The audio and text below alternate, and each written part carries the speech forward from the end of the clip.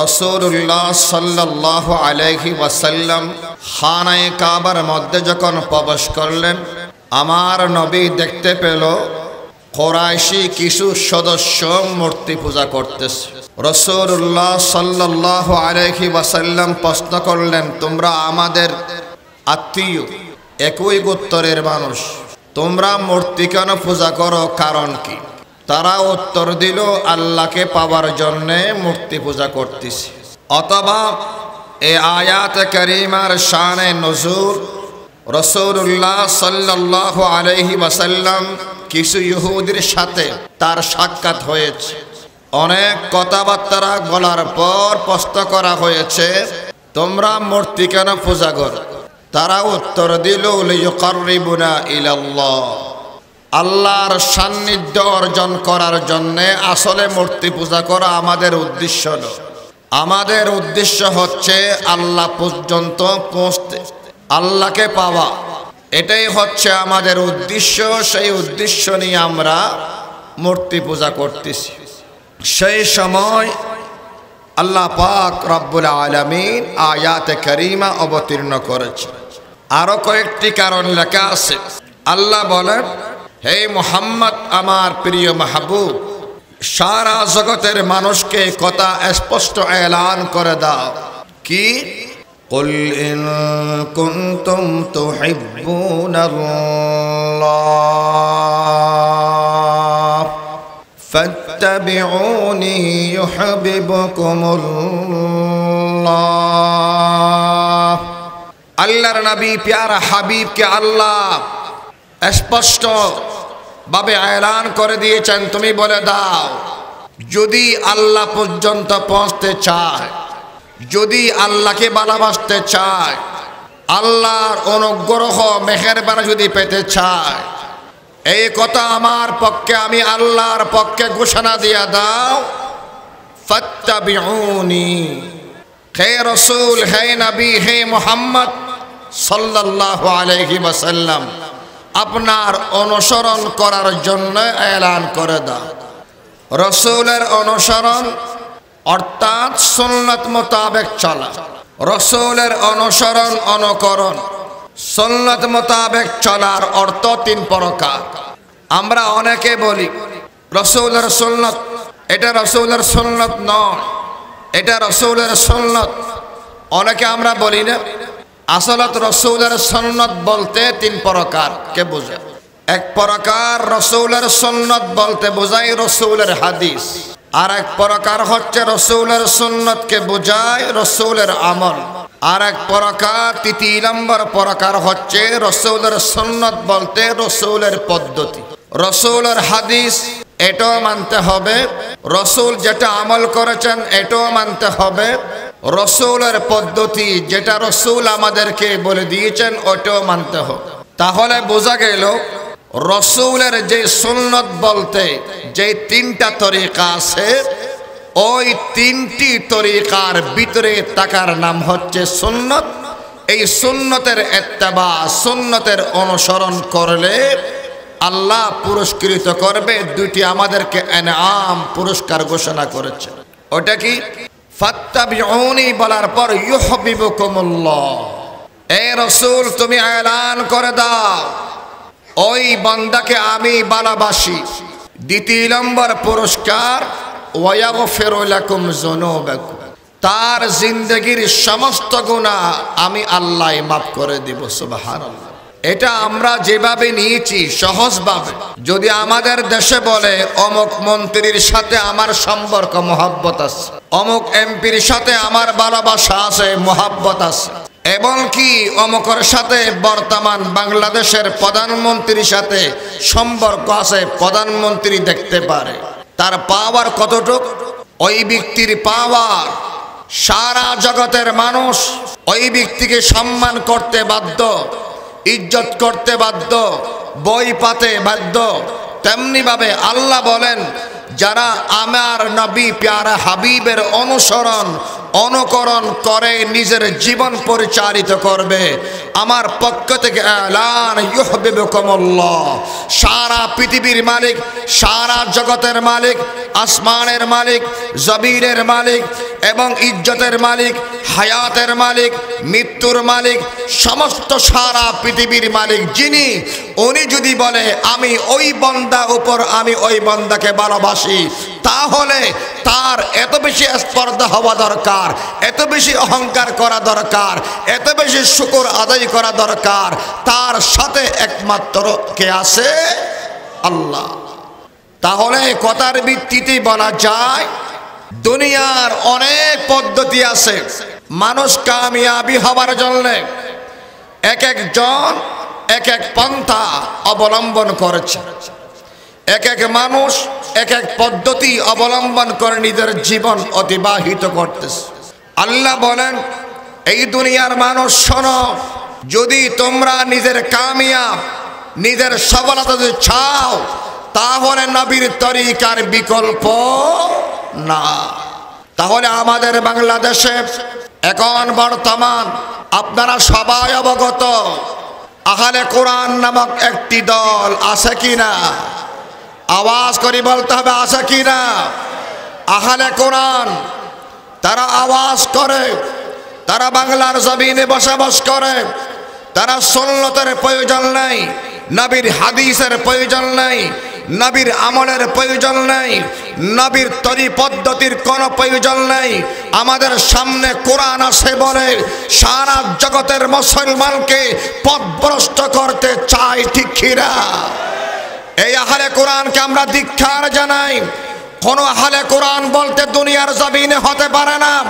আল্লাহ পর্যন্ত যদি পৌঁছতে চায়, আল্লাহকে যদি ভালোবাসতে চায়, জান্নাতের তরিকা যদি চায়, এক আল্লাহ পর্যন্ত পৌঁছতে হলে, আল্লাহকে ভালোবাসতে হলে, আল্লাহকে আল্লাহর ভালোবাসা নিজের কলবের ভিতরে ফিট করতে হলে, তাহলে আমার নবী মুহাম্মদ আরবি সাল্লাল্লাহু আলাইহি ওয়াসাল্লামের তরিকা ছাড়া আর কোন তরিকা হতে পারে না। রসুলের তরিকার বিকল্প শান্তি আসে না, অসম্ভব। এটা কি সম্ভব? রসুলের পদ্ধতি ছাড়া কোন শান্তির আশা করা যায় না। রসুলের তরিকা আমাদের সফলতার তরিকা, রসুলের তরিকা আল্লাহর সন্তুষ্টির তরিকা, রসুলের তরিকা সারা জীবন কামিয়াবির উপাধি পাওয়ার তরিকা। রসুল আকরাম সাল্লাল্লাহু আলাইহি ওয়াসাল্লাম এই দুনিয়ার জমিনে এসেছেন আমাদেরকে গোমরাহি বাতিল আকীদা থেকে, গোমরাহি থেকে আমাদেরকে এই গোমরাহি থেকে বাঁচার জন্য, গোমরাহি থেকে হক পন্থা দেখার জন্য, হক রাস্তা দেখার জন্য একমাত্র আমার নবী, আমাকে আমার নবীকে দুনিয়ার জমিনে প্রেরণ করা হয়েছে। রসুল আকরাম সাল্লাল্লাহু আলাইহি ওয়াসাল্লাম এই রসুলের অনুসরণ অনুকরণ সাহাবায়ে কেরাম কিভাবে করেছেন? সাহাবায়ে কেরামরা রসুলের অনুসরণ করার জন্য, রসুলের কদম কদম চলার জন্য, রসুল কি ভালোবাসার প্রমাণ দেওয়ার জন্য, আল্লাহকে পাওয়ার জন্য, এবং কি রসুলের নকশ কদম ছাড়া আর কিছু বুঝতো না। গড়ার সমস্ত কাজ সারে এবং কি নিজের ব্যক্তিগত জীবনের পরামর্শ পর্যন্ত আমার রসুলের সাথে করতেন সাহাবায়ে কেরাম। রসুল বলেছেন, এক সময় আমার নবী মুহাম্মদুর রাসূলুল্লাহ সাল্লাল্লাহু আলাইহি ওয়াসাল্লামের হুজরা শরীফে তিনজন সাহাবায়ে কেরাম এসেছেন। তিনজন সাহাবা এসে উম্মুল মুমিনিন আয়েশা সিদ্দিকা রাদিয়াল্লাহু তাআলা আনহা থেকে প্রশ্ন করেছেন, মা আয়েশা, আমরা এসেছি আপনার কাছে, আমরা রসুলের কিছু জিনিস জানার জন্য। আয়েশা সিদ্দিকা রাদিয়াল্লাহু তাআলা আনহা বলেন, কি? আমরা সর্বপ্রথম বলতে চাই রসুলের নামাজের ইবাদত কি রকম ছিল। আয়েশা সিদ্দিকা রাদিয়াল্লাহু তাআলা আনহা উত্তর দিল, রসুলের নামাজের ইবাদত অনেক কাহিনী আছে, তার ভিতরে একটা কাহিনী আপনাকে বলি। এক সময় নবী নামাজের নিয়ত বেঁধেছিল, সূরা বাকারা তেলাওয়াত করতেছিল। আমরা মনে করেছিলাম রাসূল সূরা বাকারা শেষ করে রুকুর মধ্যে যাবে, কিন্তু নবী সূরা বাকারা শেষ করে রুকুতে যায় নাই, সূরা আলে ইমরান শুরু করেছে। মনে করলাম আলে ইমরান শেষ করার পর রুকুতে যাবে, দেখলাম না, আলে ইমরান শেষ করে সূরা নিসা আরম্ভ করেছে। সূরা নিসা শেষ করার পর রুকুতে গিয়েছে। এত লম্বা লম্বা দাঁড়িয়ে কেরাত পড়তেন নবী মুহাম্মদুর রাসূলুল্লাহ সাল্লাল্লাহু আলাইহি ওয়াসাল্লাম। এই কথা শুনে তিনজন সাহাবার ভিতরে একজন সাহাবা বললেন, মা আয়েশা, আমি প্রতিজ্ঞা নিয়েছি আমি সারা রাত আর ঘুমাবো না, শুধু নামাজে আমি পড়ব, নামাজের মধ্যে আমার রাত অতিবাহিত করব। आप बाए जिनकी आने की ही ज़माने को ज़रूरत थी, आप आए जिनकी आमद के लिए कहा, किनकी आमद के लिए काबा तरसता था। आप बाए जिनकी खातर मज़तरब थी वादी बुतहा, आप आए जिनके कदमों के लिए काबा तरसता था। आप आए जिनकी हक ने गोद की खलवत में पाला था। आप आए जिनकी दम से अर्श आज़म पर उजाला था। आप आए दर्स अहकाम में शरीयत के लिए, आप आए हम गुलामों की शफाअत के लिए। একজন সাহাবা বলে উঠলেন, মা আয়েশা, আমি আজকে হতে নিয়ে প্রতিজ্ঞা করেছি আর সারা রাত ঘুমাবো না, আমি সারা রাত জাগ্রত থেকে আমি নামাজ পড়ব, নামাজের হালতে আমার রাত জাগ্রত থাকবে। সাহাবায়ে কেরাম প্রশ্ন করলেন, আয়েশা, আল্লাহর নবী প্যারা হাবিবের রোজা কি রকম ছিল, রোজার ইবাদত কি রকম ছিল? মা আয়েশা সিদ্দিকা উত্তর দিল, এই রাসূলের সাহাবা শোনো, রাসূল আকরাম সাল্লাল্লাহু আলাইহি ওয়াসাল্লাম উনি প্রতি সোমবারে রোজা রাখতেন, প্রতি বৃহস্পতিবার রোজা রাখতেন, এবং কি প্রতি মাসে 3টে রোজা রাখতেন। 13 তারিখ, 14 তারিখ, 15 তারিখ উনি রোজা রাখতেন। এইভাবে ওনার রোজার একটি ইবাদত ছিল।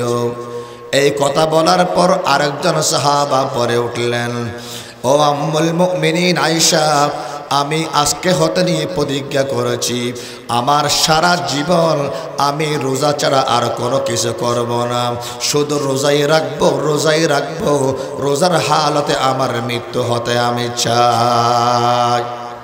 আবার প্রশ্ন করলেন, উম্মুল মুমিনিন আয়েশা, রাসূলের সাংসারিক জীবন কি রকম ছিল? এই কথা বলার পর উম্মুল মুমিন ইরশাদ করলেন, আল্লাহর নবী মুহাম্মদ আরবি সাল্লাল্লাহু আলাইহি ওয়াসাল্লাম এত সুন্দর সংসার করতেন, যখন দূরে এবং যখন উনি হুজরা শরীফের মধ্যে আসতেন আমাদের মনে হতো উনি স্বামীর ভিতরে সর্বশ্রেষ্ঠ একজন ভালো স্বামী। যখন উনি মসজিদের মধ্যে নামাজ পড়াতেন ওই সময় লাগতো সারা পৃথিবীর শ্রেষ্ঠ একজন ইমাম আর খতিব মনে হতো। যখন যুদ্ধের ময়দানে যেতেন ওই সময় মনে হতো আমার নবী সর্বশ্রেষ্ঠ মুজাহিদে আজম আমাদের মনে হতো। যখন জিকির আজকার কথা বলতেন ওই সময় খানাকার বড় একজন পীর আমরা জানতে পারতাম। যখন শরীয়তের আলোচনা করতেন ওই সময় মনে হতো আমার নবী একজন বড় শরীয়তের একজন বড় ফকিহ, এরকম আমরা জানতাম। এই দুনিয়ার মানুষ কাউকে যখন যখন পরামর্শ দিতেন দিতেন ওই সময় মনে হতো সারা পৃথিবীর মধ্যে আমার নবীর চেয়ে বুদ্ধিমান আর কোনো বুদ্ধিমান আর দুনিয়ার জমিনে নেই। আল্লাহর নবী প্যারা হাবিব যখন সংসারের জীবন পালন করতেন আমরা মনে করতাম এই সারা দুনিয়ার মধ্যে সবচেয়ে বড় স্বামী, ভালো স্বামী, উৎকৃষ্টমান স্বামী আর হতে পারে না। আমাদের সাথে এত সুন্দর ব্যবহার করতেন। সমস্ত ঘটনা যখন বর্ণনা দিলেন, এই বর্ণনা শুনে আরেকজন সাহাবী যিনি ছিল উনি বললেন, আমি আজকে হতে নেই আর কোনোদিন বিবাহ শাদী করব না। আমি শাদী করার চেয়ে আমি সারা জীবন ইবাদত করতে করতে আমার জীবন অতিবাহিত করব। সুবহানাল্লাহ। আল্লাহর নবী প্যারা হাবিব ওই তিনজন সাহাবা চলে যাবার পর আমার নবী যখন আবার পুনরায় হুজরা শরীফের ভিতরে প্রবেশ করলেন, মা আয়েশা সিদ্দিকা বললেন, ইয়া রাসূলুল্লাহ, ইয়া হাবিবাল্লাহ, আপনি আসার আগে আমার দরবারে আপনার দরবারে আপনার তিনজন সাহাবা এসেছিল। তাদের এই ব্যাপার তারা আমার কাছে প্রশ্ন করেছেন, আপনার নামাজের ইবাদতের ব্যাপারে, আপনার রোজার ইবাদতের ব্যাপারে, আপনার সাংসারিক জীবনের ব্যাপারে। আমি যখন সব বর্ণনা দিলাম, এক একজন এক একটা ইবাদত নিয়ে তারা মগ্ন হয়ে গেছে। আল্লাহর নবী প্যারা হাবিব বলেন, কিভাবে মগ্ন হল একটু আমাদেরকে আপনি খোলাসা করে দাও। একজন বললেন, একজন সাহাবী বলেছেন আমি সারা রাত নামাজ পড়ব। আরেকজন বললেন সারা জীবন রোজা রাখবো। আরেকজন বললেন আমি সাংসারিক জীবন করব না, আমার সারা জীবন আমি ইবাদতে কাটাই দিব। আল্লাহর নবী প্যারা হাবিব এই কথা শুনে রাসূল রাগান্বিত হলো। রাসূল বলেন, ওই তিনজন সাহাবার কবর নিল। কবর নেবার পর ওই তিনজনকে ডাকলেন। আল্লাহর নবী ওই তিনজনকে ডাকার পর যারা যখন হাজির হলো, হাজির হবার পর প্রশ্ন করলেন, তোমাদের ভিতরে কে ছিল সারা রাত জাগ্রত থেকে নামাজ আদায় করবে? একজন বলে উঠলেন, ইয়া রাসূলুল্লাহ, ইয়া হাবিবাল্লাহ, আমি বলেছিলাম সারা রাত নামাজের মধ্যে জাগ্রত থেকে ইবাদতের মধ্যে কাটাই দিব। আল্লাহর নবী বলেন, না না না, এটা আমার ইত্তেবা, আমার অনুসরণ হতে পারে না। সুবহানাল্লাহ, সুবহানাল্লাহ। সারা রাত ইবাদত করা আমি নবীর সুন্নাত নয়। আমি নবী আনামু, আমি ঘুম যাই, আমি আবার জাগ্রত থাকি। আমি নবীর সুন্নাত তোমরা চাও, সত্য তোমরা পদ্ধতি অবলম্বন করতে চাও, তাহলে বোঝা গেল আমি নবী ঘুম যাই, আমি জাগ্রত থাকি, ইবাদত করি। সারা রাত ইবাদত করলে আমি নবী প্যারা হাবিবের অনুকরণ হবে না। আবার রাসূল বললেন, তোমাদের ভিতরে কে? আমি আসুমু ওয়া আফতারু, আমি রোজা রাখি, ইফতার করি। তোমাদের ভিতরে সারা জীবন এবার রোজাই রাখবে যে কে বলেছেন? সাহাবী বললেন, ইয়া রাসূলুল্লাহ, ইয়া হাবিবাল্লাহ, আমি বলেছি। আল্লাহর নবী বলেন, আমি নবী প্যারা হাবিবের যদি ভালোবাসতে চাও, যদি আল্লাহকে পেতে চাও, তাহলে রোজাও রাখতে হবে, ইফতারও করতে হবে। বছরকে বছর এবং লাগাতার রোজা রাখার নাম আমি নবী প্যারা হাবিবের পদ্ধতি হতে পারে না। নবী বলেন, তোমাদের ভিতরে কে বলেছ আমি বিবাহ করব না, শাদী করব না? বিবাহ শাদী না করে আমি সারা জীবন ইবাদত করার মধ্যে আমার জীবন অতিবাহিত করবে। ওই সাহাবী বললেন, ইয়া রাসূলুল্লাহ, ইয়া হাবিবাল্লাহ, আল্লাহকে পাবার জন্যে, আল্লাহর ইবাদত করার জন্যে আমি এই কথা বলেছি, সেই জন্য আমি আর কোনো উদ্দেশ্য নাই। আল্লাহর নবী বলেন, আন-নিকাহু মিন সুন্নতি ফামান রাগিবা আন সুন্নতি ফালাইসা মিন্নি। আমি নবী প্যারা হাবিবের সুন্নাত তরিকা হচ্ছে এবং বিবাহ করা, বিবাহ সাংসারিক জীবন যাপন করা, এটা আমি নবী প্যারা হাবিবের সুন্নাত। যারা ওই সুন্নাত পালন করবে না ওই ব্যক্তি আমার উম্মত হিসাবে আমি কাল কিয়ামতের ময়দানে উম্মত হিসাবে স্বীকার করব না। সুবহানাল্লাহ। রাসূল বলেন মন গড়া ইবাদতের নাম, মন গড়া ইবাদতের নাম। মন গড়া ইবাদত করলে, মন গড়া তাসবিহ পড়লে, মন গড়া জিকির করলে, মন গড়া শরীয়ত পালন করলে কখনো আল্লাহ পর্যন্ত পৌঁছা যাবে না, আল্লাহ ভালোবাসবে না। রসুলের যদি তরিকা না হয়, রসুলের যদি পদ্ধতি না হয়, রসুলের পদ্ধতি অনুসরণ করণ ছাড়া আর কোনো বিকল্প নাই। আহলে কোরআন বলেন, আহলে হাদিস বলেন, আরেকটা বলেন, অবশ্যই কোরআনের সাথে সাথে হাদিসকে মানতে হবে, আমলকে মানতে হবে, পদ্ধতিকে মানতে হবে, ঠিক কি না? রাসূল আকরাম সাল্লাল্লাহু আলাইহি ওয়াসাল্লাম এক সময় শেষ রাত্রে উঠে মসজিদ নববীর মধ্যে উনি রাসূল আস্তে আস্তে হাঁটতেছে। এক কোনায় দেখতেছে আবু বকর সিদ্দিক রাদিয়াল্লাহু তাআলা তাহাজ্জুদের নামাজ পড়তেছিল। আমার নবী আবু বকর সিদ্দিকের কাছে গিয়ে পৌঁছলেন। দেখতেছে আবু বকর সিদ্দিক কেরাত পড়তেছে খুব আস্তে আস্তে করে, আওয়াজ সাউন্ড একেবারে ছোট। তারপরে ওদিক থেকে যখন চলে আসলেন অন্যদিকে গেলেন, দেখতেছে হযরত ওমর ফারুক রাদিয়াল্লাহু তাআলা আনহু তাহাজ্জুদের নামাজ পড়তেছিল এবং সাউন্ডটা এত বেশি বড়, এত বেশি সাউন্ড করে করে কোরআন শরীফের আয়াত তেলাওয়াত করতেছে। তাহাজ্জুদের নামাজের পর এবং ফজরের নামাজের পর আবু বকর সিদ্দিককে ডাকলেন, হযরত ওমর ফারুক রাদিয়াল্লাহু তাআলা আনহুকে ডাকলেন। আল্লাহর নবী বাস্ত করলেন, এই আবু বকর সিদ্দিক, আজকে তোমাকে দেখেছি তাহাজ্জুদের নামাজের সময় কেরাত পড়তে খুব আস্তে আস্তে, কারণটা কি? হযরত আবু বকর সিদ্দিক উত্তর দিল, ইয়া রাসূলুল্লাহ, ইয়া হাবিবাল্লাহ, আমার মনে খুব আগ্রহ, আমার মনে চায়, আমার মনের মধ্যে খুব ভালো লাগে আস্তে আস্তে করে কোরআন শরীফ তেলাওয়াত করা, এটা আমি খুব পছন্দ করি, সেই জন্য আমি আস্তে আস্তে করে কোরআন শরীফ তেলাওয়াত করতেছিলাম। আল্লাহর নবী বলেন, এটা তোমার মনে চায়, এটা কিন্তু নবীর তরিকা নয়। ইরফা সাউতাকা, তুমি আর একটু আওয়াজ করে কোরআন শরীফ তেলাওয়াত করতে হবে। তোমার ইচ্ছা অনুযায়ী যদি তুমি তেলাওয়াত করো, এটা আমি নবী প্যারা হাবিবের তরিকা হবে না। হযরত ওমর ফারুককে বললেন, ওমর ফারুক, আমি তোমাকে দেখেছি বড় বড় আওয়াজ করে কোরআন শরীফ তেলাওয়াত করতে, কারণ কি?